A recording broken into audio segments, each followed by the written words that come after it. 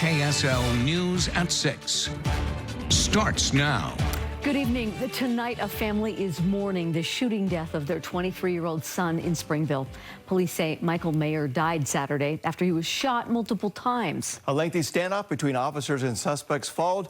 News specialist Shelby Lofton joins us now live from where the shooting and standoff happened. And Shelby, what new information do we know about this case? Dan and Deanie, we learned today from Mayer's father that the 23-year-old was shot outside of his apartment. I was told that Mayer and his brother moved here just 3 months ago, and his father told me that he wasn't worried about his sons living here alone. He said his son worked a graveyard shift, but it's a quiet neighborhood, and their apartment was just 1 block away from the Springville Police Department.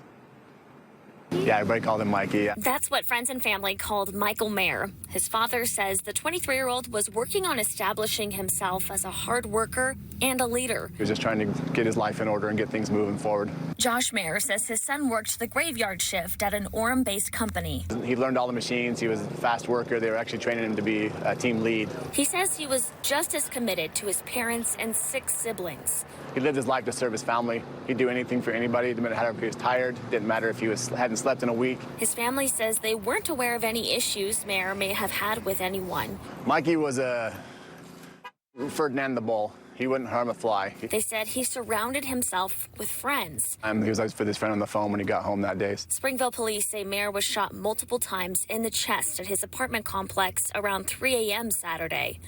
His older sister called family members from the hospital where he was taken. The doctor just told that they did everything they could, but he passed away. So that's how I found out my son was died.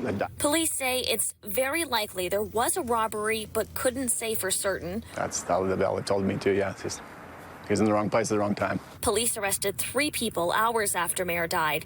They were taken into custody after a 7-hour standoff with officers from multiple agencies. According to a probable cause statement, one of those arrested told police she believed Mayer owed a neighbor money. She claimed that neighbor got angry with Mayer and shot him. The document states she later took back her comments and said she didn't know what had happened. The victim's father says he doesn't know many of the details. Of all people, why Mikey? He says he was angry, but now he's focused on laying his son to rest. They'll find out who did this, and they'll bring him to justice. And I reached out to the Springville Police Department today to see if they had any updates, but I did not hear back. I spoke with them yesterday, and they said they weren't ready to make any definitive statements or comments about this investigation at this point. Mayer's family says they are opening up the viewing and memorial for their son to the public. It's tomorrow. We'll also include a link to a GoFundMe for his family in this story on our website, ksltv.com. I'll send it back to you. We're sure sorry for that family. Shelby, thank you.